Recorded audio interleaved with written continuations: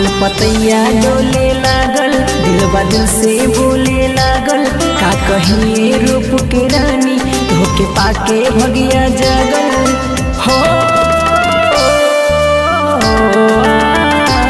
फूल पतैया डोले लागल, दिलवा दिल से बोले लागल। का कहिए रूप के रानी, धोके पाके भगिया जागल। तू ही बारो त दिल के धड़कन, हो तू ही बारो त दिल के धड़कन। ये हो सनम रही हाँ संगे तू जन्मो जन्म। ये हो सनम तू ही बारो त दिल के धड़कन। ये हो सनम, ये हो सनम।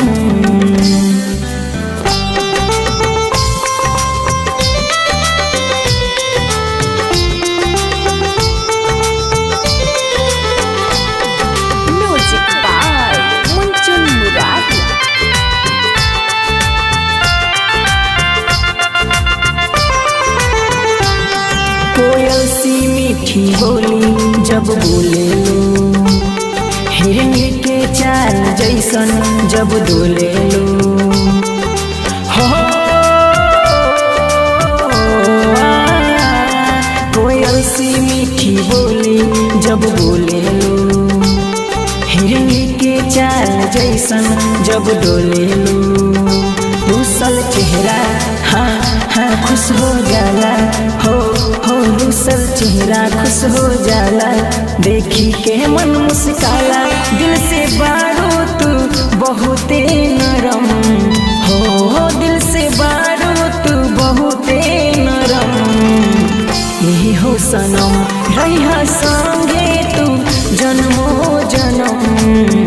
यही हो सनम तू ही बारो त दिल के धड़कन। ये हो सनम।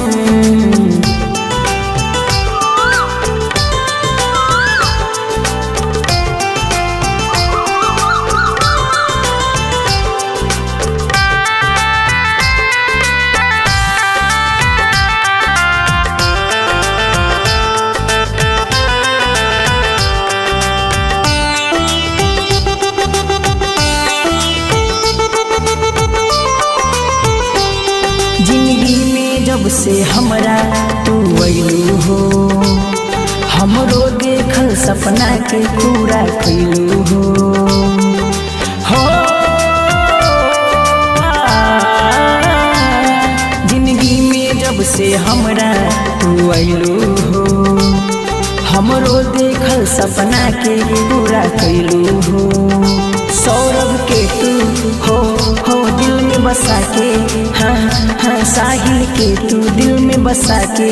सूरज के मन बहला के तो पे हाजिर बा हमरो तन।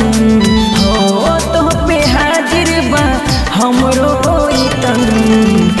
ये हो सनम रही संगे तू जन्मो जन्म। ये हो सनम तू ही बारो त दिल के धड़कन। ये हो सनम, ये हो सनम।